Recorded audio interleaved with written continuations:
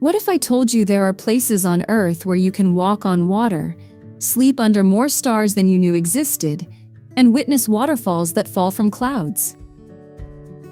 What if these aren't fairy tales, but real destinations you can actually visit? From salt flats that create perfect mirror worlds to ancient forests where giants touch the sky, our planet holds secrets that seem impossible until you see them yourself. Today, I'm sharing 50 wild natural places that will make you question everything you thought you knew about Earth's beauty. Make sure to watch until the end, where I'll show you islands where evolution took a completely different path.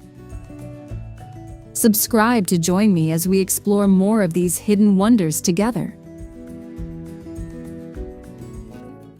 The Great Barrier Reef is so massive it can be seen from space, but here's the kicker. It's actually 2,900 individual reefs masquerading as one giant organism. Speaking of things that look impossible, Salar de Uyuni in Bolivia is so perfectly flat and reflective that NASA literally uses it to calibrate their satellites. And in Angel Falls, the water drops so far that half of it evaporates mid-air, creating a permanent cloud of mist that never touches the ground. But it's not just about scale. Some of these places move in ways that'll blow your mind.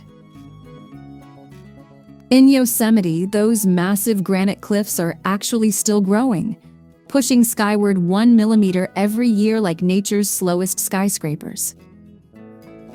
The Everglades takes the opposite approach. The entire river crawls across Florida at the blistering pace of 1 foot per day. And if you want to hike Zion's famous Narrows, pack your water shoes, because you'll be walking in a river for 16 miles straight, since there's literally no dry ground. Now let's dive into the most incredible wild places our planet has to offer. Did you know there's a living structure on Earth so massive it's visible from outer space, and it wasn't built by humans? The Great Barrier Reef stretches across 344,000 square kilometers of ocean off Australia's northeastern coast. Not one reef. Nearly 3,000 individual reefs and 900 islands, woven together into the largest coral system on the planet. You slip beneath the surface and everything shifts.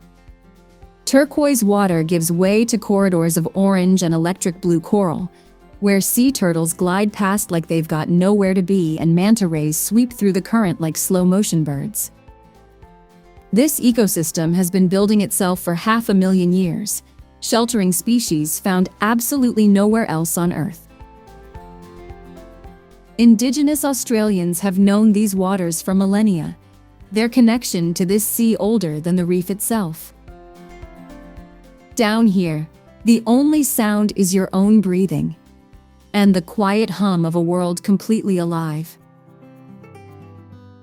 You step out onto a plain so flat, so impossibly white, that your brain struggles to find a horizon. 10,000 square kilometers of solid salt crust stretching in every direction. The largest salt flat on Earth. But here's what most people don't realize. Beneath this blinding white surface lies over 7% of the world's known lithium reserves.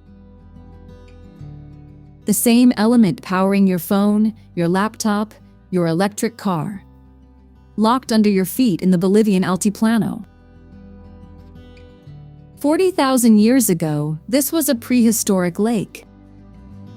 Now, during the rainy season, a thin layer of water transforms the entire flat into a perfect mirror.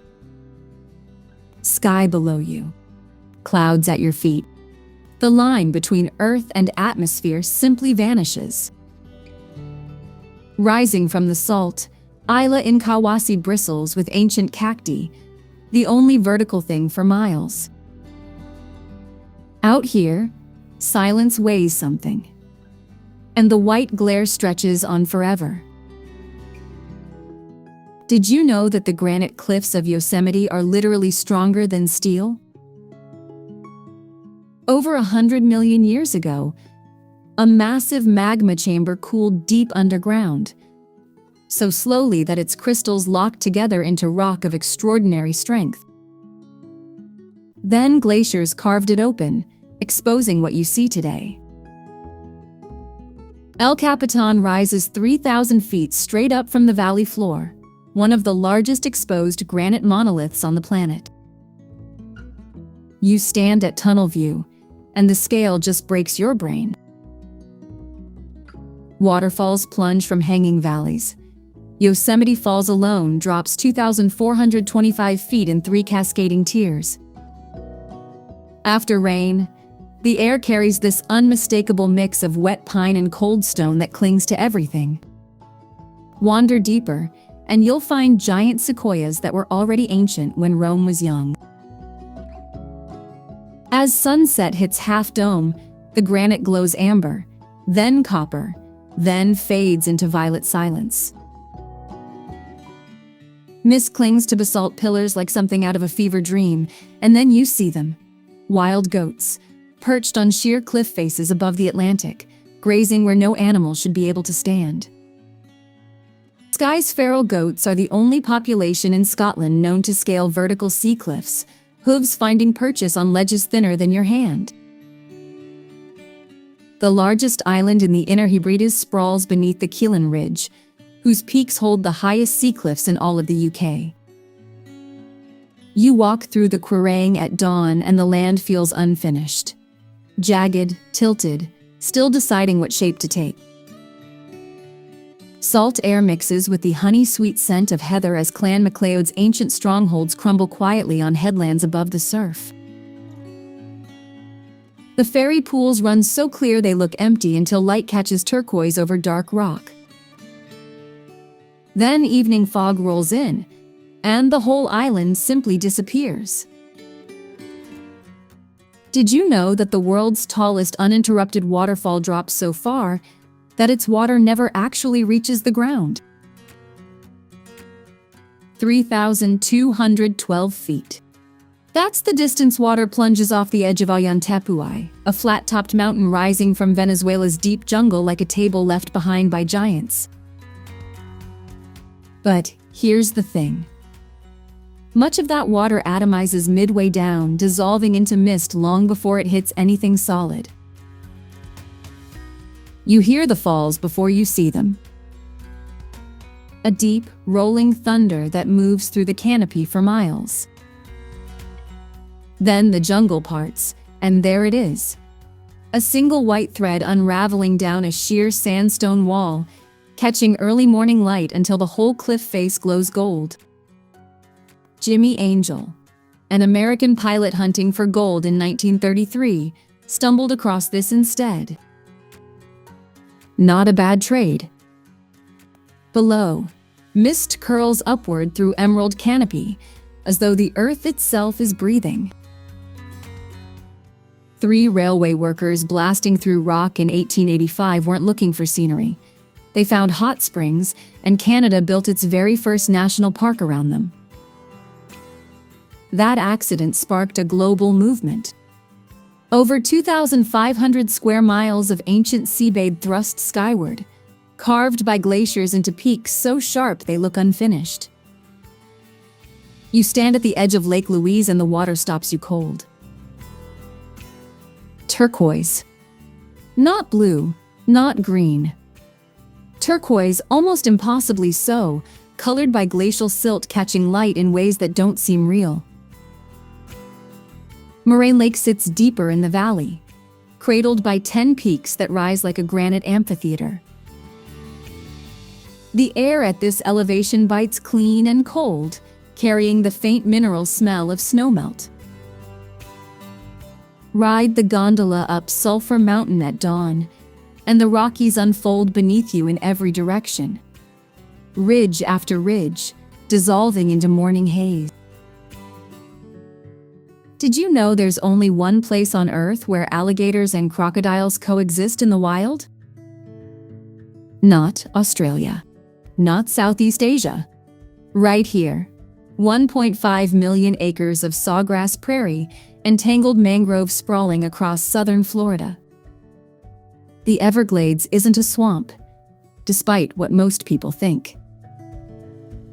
it's actually a river. A slow-moving sheet of water, barely inches deep, creeping 50 miles wide toward the sea. You glide through it at dawn, and the mist clings low over the sawgrass while roseate spoonbills lift off in flashes of impossible pink. The air carries wet earth and blooming water lilies. Thick, alive. Established in 1947 as the first national park created not for scenery, but to protect an entire ecosystem, every drop of fresh water in South Florida filters through this place. Cypress trees rise from black water like ancient sentinels, draped in Spanish moss, perfectly still. A river just 100 feet wide carved a canyon 2,000 feet deep. Sounds impossible, right? But the Virgin River has had over 200 million years to do its work, slicing through ancient Jurassic sandstone 1 grain at a time. You stand at the canyon floor and the walls just swallow you. Massive slabs of rock glowing orange and crimson, streaked with desert varnish, rising so high your neck aches looking up. Cactus clings to ledges where bighorn sheep somehow find footing, while cottonwoods line the riverbank in green so vivid it almost hurts against all that red. Come late afternoon, when golden light floods the canyon and shadows stretch like dark fingers across the sandstone. There's a glacier in Antarctica that bleeds. Not metaphorically. Literally appears to pour crimson from a gash in the ice. Blood Falls seeps iron-rich water from deep beneath Taylor Glacier, and when that iron hits oxygen, it rusts on contact, staining everything a vivid, unsettling red. But here's what really gets me. Trapped beneath that glacier sits a community of microbes that haven't seen sunlight in over 2 million years. They survive without oxygen, feeding on iron and sulfur in total darkness. When you stand before it, the tang of rust and salt hangs thick in the air. Bright scarlet streaks down white ice like something wounded and ancient. Midday light makes the red almost glow against the polar landscape. A place that looks like science fiction but is deeply, stubbornly real. Did you know you're standing on a bomb? Yellowstone sits atop the largest supervolcano in North America.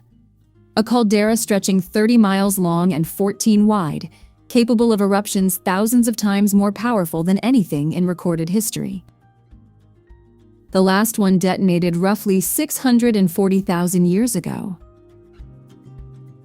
And the Earth here hasn't forgotten.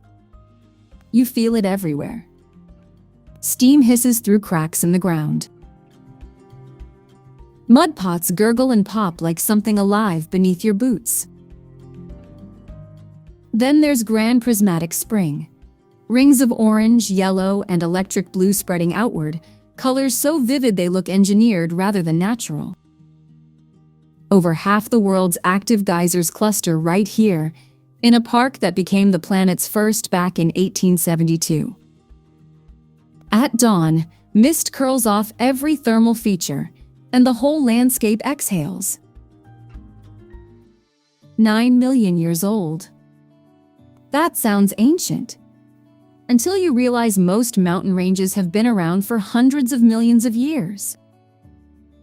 The Tetons are practically newborns, and they look it. No gentle slopes worn smooth by time here. These peaks jut straight up from the valley floor like teeth, raw and jagged, rising nearly 7,000 feet with nothing easing the transition. No foothills. Just flat sage-covered plain, then wall of granite. You stand at the edge of Jenny Lake on a still morning, and the entire range doubles itself in the water. Perfectly mirrored. After a summer rain, pine-scented air rolls down from the high country, sharp enough to taste. 310,000 acres of land that hasn't learned to soften yet. And honestly, you hope it never does. What if a waterfall could make its own rain? Victoria Falls doesn't just drop water. It generates an entire microclimate, throwing mist so high and so thick that it produces localized rainfall even during the dry season. You hear it before you see it. A low percussive roar that the Kololo people named perfectly. Mosi Otunya, the smoke that thunders. Then you round the path, and 1,700 meters of the Zambezi River simply vanishes over a basalt ledge, plunging 108 meters into a gorge so deep the spray rises back up like a ghost of the river itself. That perpetual mist feeds a narrow rainforest clinging to the canyon rim, impossibly green against white water and dark stone. At sunrise, double rainbows arc through the haze, hanging there as if the falls conjured them from nothing. 26 glaciers cling to a peak that could, without much warning, wake up. Mount Rainier rises 14,411 feet over Washington state, the most glaciated summit in the lower 48, and it's an active stratovolcano that hasn't erupted in over 5 centuries. Think that makes it dormant? Geologists disagree. You stand in the meadows at Paradise, knee-deep in purple lupine and golden aster, and the white mass above you seems peaceful. Eternal, even. But steam vents still hiss near the summit, warming the ice from within. The park has protected this landscape since 1899, one of the first 5 national parks ever established. At dawn, the glacier fields catch pink light, and for a moment the whole mountain glows. A sleeping giant, beautiful and volatile, breathing slow. Did you know there's a lake in Oregon deep enough to swallow the Empire State Building whole? Crater Lake plunges 1,943 feet into the belly of a collapsed volcano, the deepest lake in America. And here's what makes it truly strange: no rivers feed it. No streams. Every drop comes from rain and snowmelt, making this some of the purest water on Earth. You stand at the rim, and the color stops you cold. Not blue like the ocean. Blue like something invented. Electric, impossible, set against jet-black volcanic cliffs that fall away beneath your feet. The Klamath people held this place sacred for millennia, born from a battle between sky and underworld. At dawn, the water goes still as glass, and Wizard Island floats in silence on that impossible blue. 2 deserts collide here. The Mojave sweeps in from the north, the Colorado rises from the south, and where they meet, Joshua Tree. Those twisted arm-reaching silhouettes lining the horizon. They're not actually trees. They're yucca plants, some over 150 years old, and their species has roamed this landscape for roughly 2 million years. Mormon settlers named them after the biblical Joshua, convinced those gnarled limbs were raised in prayer. You walk among them at sunset, and honestly, you get it. The light turns copper, shadows stretch long across 790,000 acres of fractured boulders and desert scrub. Cholla cacti glow like they're lit from within. Then night falls and the Milky Way ignites overhead, so bright it feels close enough to touch. Just you, the silence, and Joshua's outstretched arms. 1.5 million wildebeest move as a single living river across these plains, the largest mammal migration on Earth. Nearly 6,000 square miles of golden savanna stretch before you, broken only by scattered acacia silhouettes. After rain, the air hits different. Rich earth and wet grass, the landscape shifting from amber to electric green overnight. Zebras and gazelles pour across crocodile-thick rivers and crossings that feel almost impossible to witness. Dawn light spills across the oldest ecosystem you'll ever stand in, and the horizon just keeps going. Did you know this canyon existed for thousands of years before the outside world even knew about it? Antelope Canyon wasn't widely discovered until the 1990s. Carved in secret by flash floods over millennia, hidden in plain sight on Navajo land. The Navajo call it Se Biganilini, the place where water runs through rocks. And when you step inside, you understand why water deserves the credit. Your fingers trail across sandstone polished smooth as silk, cool against your skin. The walls ripple like frozen waves, layered in burnt orange, deep violet, and rust red. Then midday arrives. Shafts of light plunge through narrow openings overhead, igniting the dust particles into golden columns that seem almost solid. 1,000 feet long, 120 feet deep. Every hour, the colors shift, and the canyon becomes somewhere entirely new. Did you know there's a mountaintop where Americans gather in the dark, huddled in blankets, just to be the first people in the country touched by sunlight? From October through March, Cadillac Mountain catches dawn before anywhere else in the United States. You drive the winding summit road in pure darkness, park among dozens of strangers, and wait. Then it happens. A thin line of gold splits the Atlantic horizon, and 400 million years of granite turns warm beneath your hands. Below, fog clings to spruce forests while Thunderhole erupts with each wave, shaking the coastal cliffs. Salt air and pine tangle together in every breath. George Dorr fought for decades to protect these 49,000 acres. And trust me, standing on that summit at first light, you understand why. The whole Atlantic stretched out beneath you, blazing copper and rose. Here's something that might keep you up at night. Mount Fuji last erupted in 1707, blanketing Tokyo in ash, and volcanologists say it's not extinct. Just sleeping. 3,776 meters of quiet tension rising above Japan's sprawl, and beneath that perfect symmetrical cone, magma still churns. But you don't feel danger standing at its base. You feel reverence. Pine-scented air fills your lungs as the trail winds upward through ancient forest, the same paths Buddhist pilgrims have walked for centuries. Arrive before dawn and watch the phenomenon the Japanese call garako. First light spilling across the Pacific, painting the crater rim gold while clouds pool in the valleys below like white rivers. Fuji doesn't just sit in the landscape. It commands it. Every silent, patient meter of it.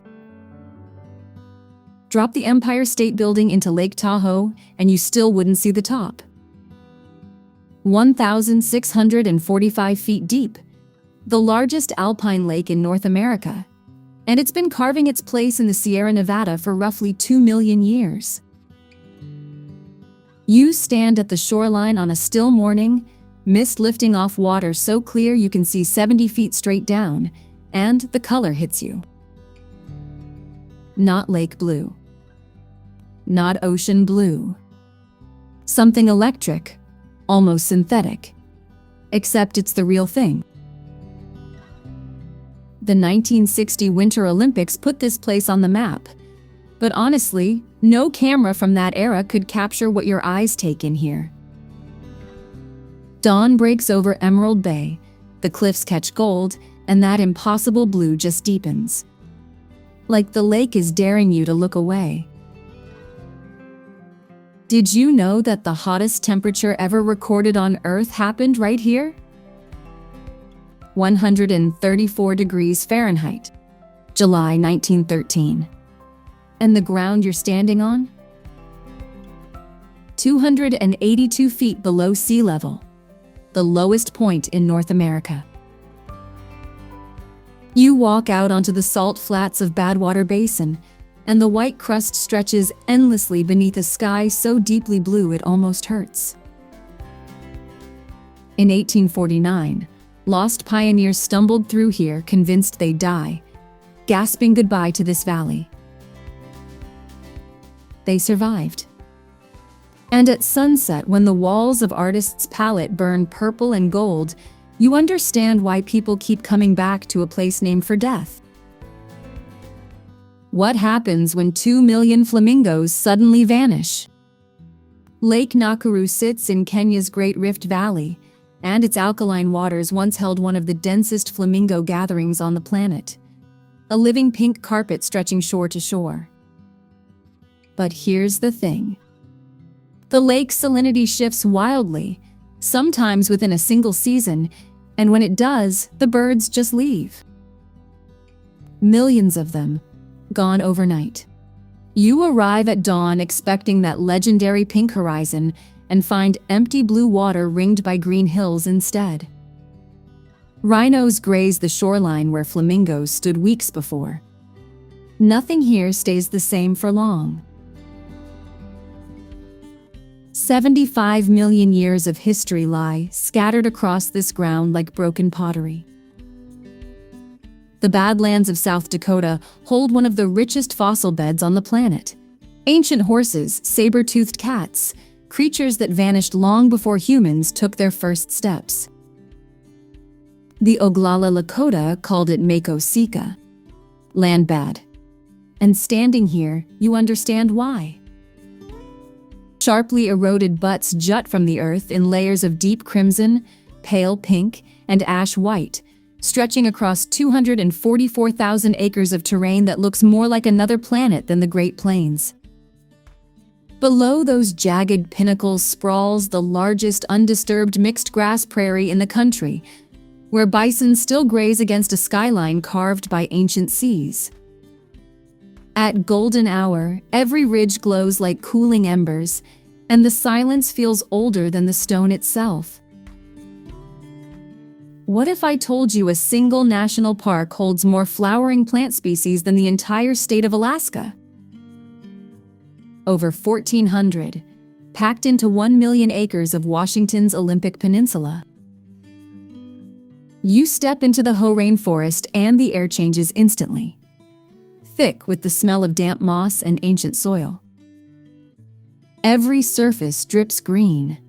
Ferns cascade from branches draped in emerald curtains, and the silence feels almost pressurized. But drive an hour and you're standing at Hurricane Ridge, staring across jagged alpine peaks where Mount Olympus juts nearly 8,000 feet into clouds. Drive another hour. Ruby Beach, where sea stacks rise from churning Pacific surf. Rainforest, glacier, coastline. One park.